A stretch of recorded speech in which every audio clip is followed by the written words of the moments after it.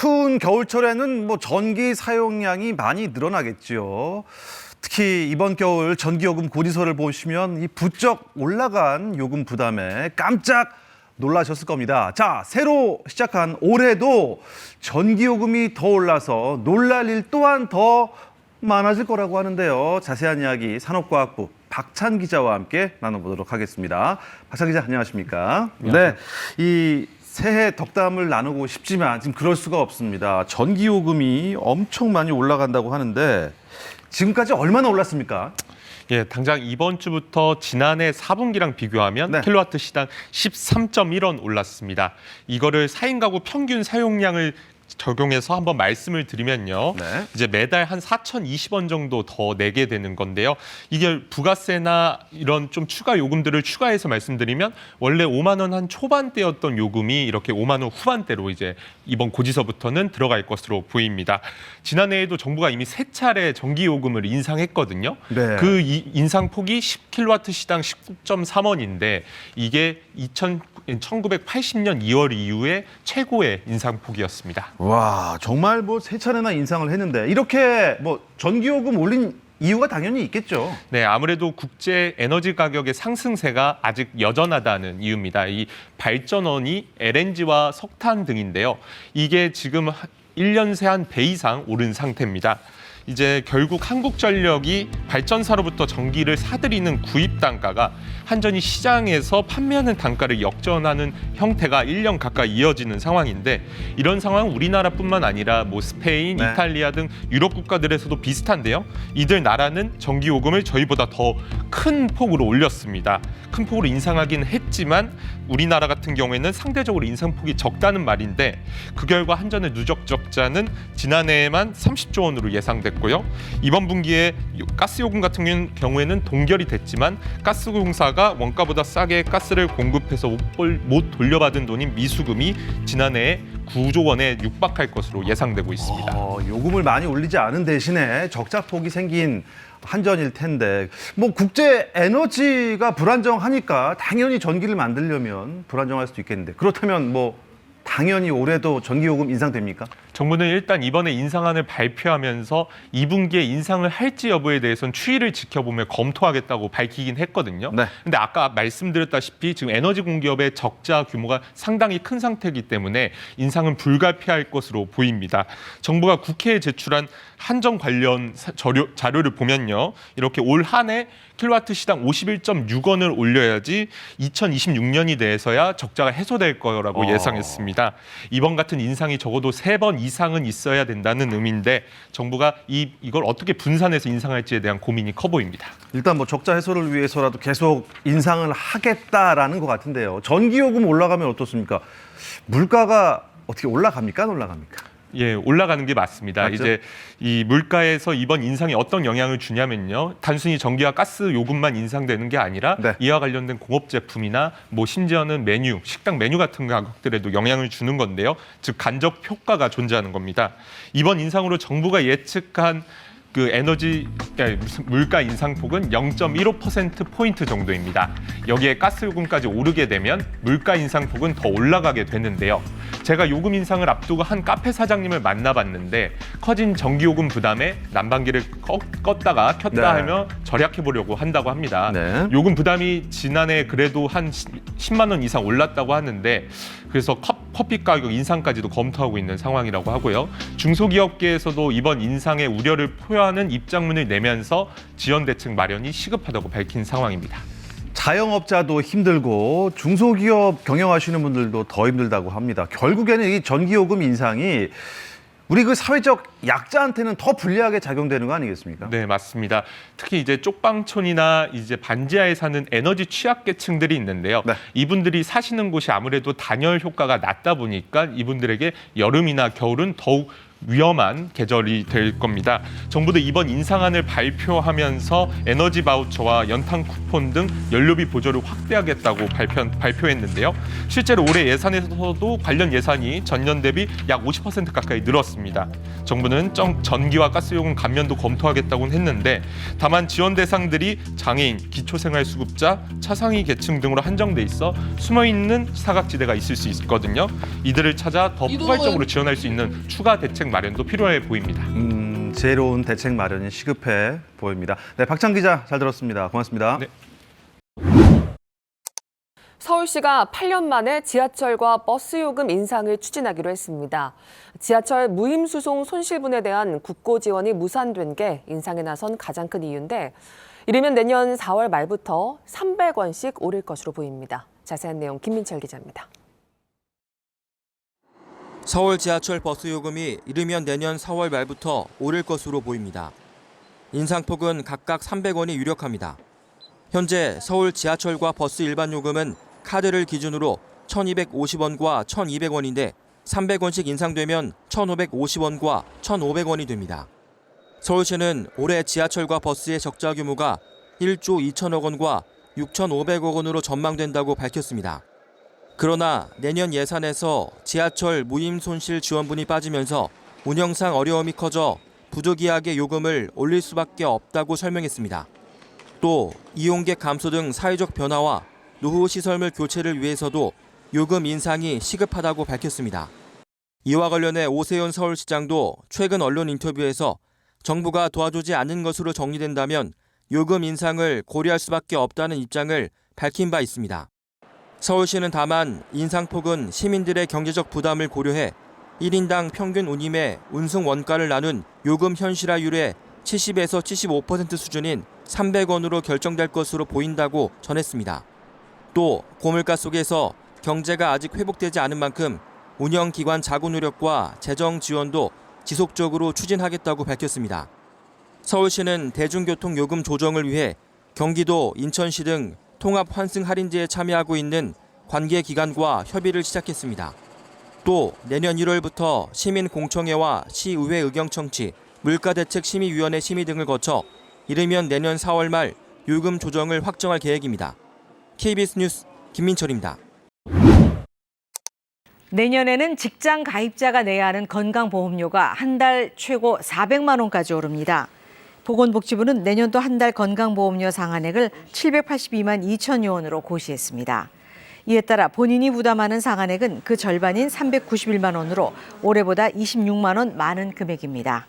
여기에는 월급으로만 1억 원 넘게 벌거나 월급을 제외한 이자나 배당, 임대소득 등 기타 다른 수입으로 월 5천만 원 이상 돈을 버는 고소득 직장인들이 해당됩니다. 치솟는 기름값 부담 때문에 유류세를 깎아주는 조치가 내년 4월까지 연장됩니다. 다만 최근 가격이 안정되고 있는 휘발유는 유류세 인하폭을 좀 줄여서 1리터에 100원 정도 오를 것으로 보입니다. 이세준 기자가 보도합니다. 이 주유소의 휘발유 가격은 리터당 1,512원, 한 달 새 100원 넘게 싸졌습니다. 비쌀 때보다 지금 좀 내려갔지만 그래도 직장인 경우에는 부담이 되는 것 같습니다. 국제 유가가 하락하며 국내 휘발유 가격은 지난 9월 이후 14주째 낮아지고 있습니다. 리터당 휘발유 가격이 1,500원대가 된 건 1년 반 만입니다. 문제는 경유값입니다. 최근 가격이 내려가곤 있지만 여전히 이렇게 휘발유보다 200원 넘게 비쌉니다. 이에 따라 올해 말 종료 예정이던 유류세 인하 조치를 연장하는 대신 유종별로 차이를 두기로 했습니다. 휘발유와 경유, LPG, 부탄 모두 유류세를 37%씩 깎아주고 있는데 휘발유만 인하폭을 25%로 축소한 겁니다. 이렇게 되면 휘발유 가격은 1리터에 99원 오르게 됩니다. 내년 1월부터 적용됩니다. 비교적 가격이 안정적인 휘발유를 빼면 유류 가격은 여전히 높다고 판단한 겁니다. 내년 전기가스 요금이 올해보다 2배 정도 더 오를 것으로 보이는 등 고물가가 상당 기간 예상되는 상황에서 물가 자극을 최소화하자는 겁니다. LNG 등 발전 연료에 대한 세금 인하 조치를 내년 6월까지 연장하기로 한 것도 비슷한 맥락입니다.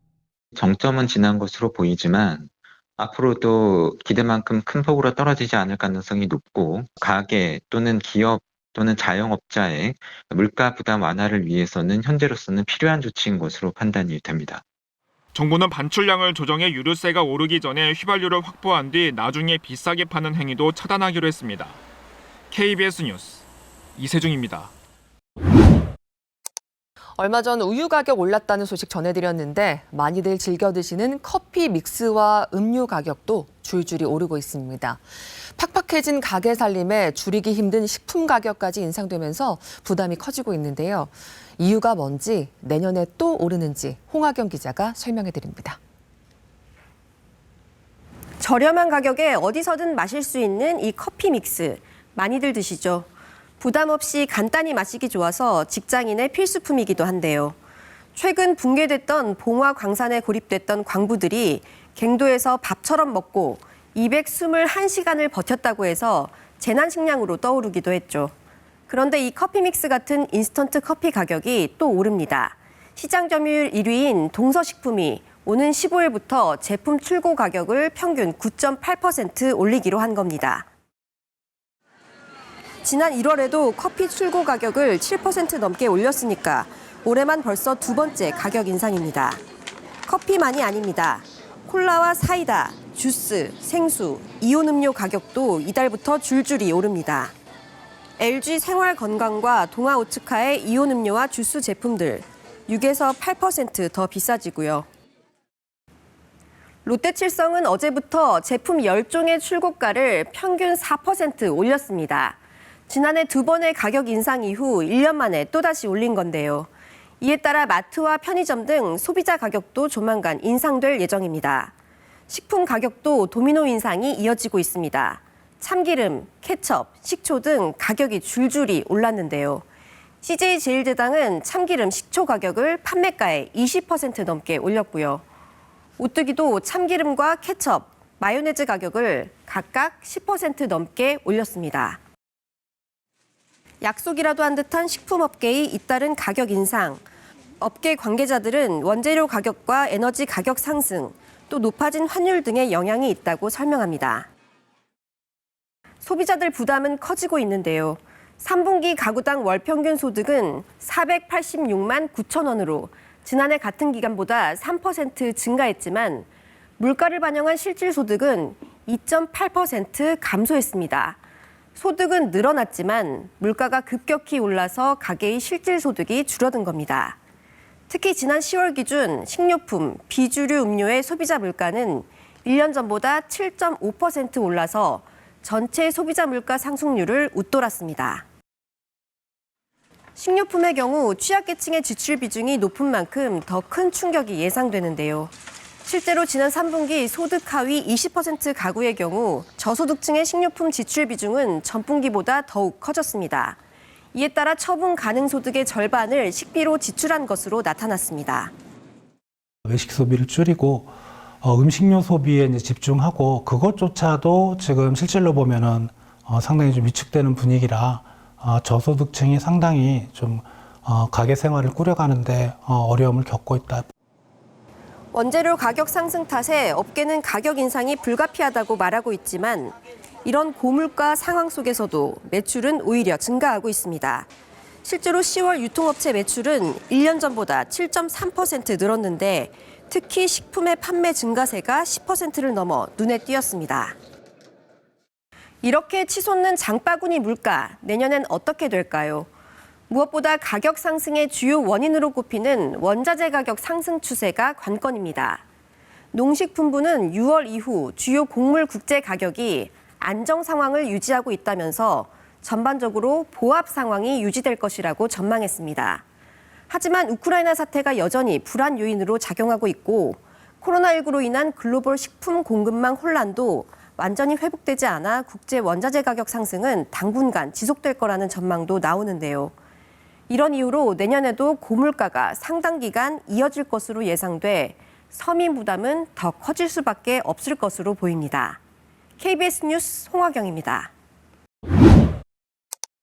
이어서 경제 소식 전해드립니다. 원유 가격이 내년부터 49원 오릅니다. 마시는 흰 우유는 물론 여러 유제품 가격도 줄줄이 오를 것으로 보입니다. 장혁진 기자가 보도합니다. 대형마트에서 흰우유 한 팩의 가격은 2,700원 안팎입니다. 올해 들어 가격이 오르지 않은 품목 가운데 하나지만 이르면 올해 안에 인상될 것으로 보입니다. 얘 말고 얘 오빠도 있게 돼서 애기들이 있고 그래서 한 달에 우유를 상당히 많이 이용을 하고 있습니다. 앞으로 오른다 그러고 이러니까 여러 가지 걱정은 많이 됩니다. 원재료인 원유값이 올랐기 때문입니다. 유가공협회와 낙농협회가 원유값을 49원 올리기로 했습니다. 특히 연말까지 한시적으로 3원 더 많은 52원 인상이 적용됩니다. 석 달 이상 원유값 결정이 늦춰지면서 인상분을 반영했다는 설명입니다. 지난해 원유값이 21원 인상됐을 당시 흰우유 1리터 소매가는 150원 정도 올랐는데 이번 원유값 인상폭은 지난번보다 2배 이상인 만큼 흰우유 1리터 한 팩이 3,000원에 이를 것으로 전망됩니다. 치즈와 아이스크림, 빵 등 우유를 원료로 하는 제품 가격의 상승으로 이어지는 밀크플레이션 우려도 나옵니다. 원유 가격이 오르면서 유제품 가격 인상은 불가피할 것으로 생각이 됩니다.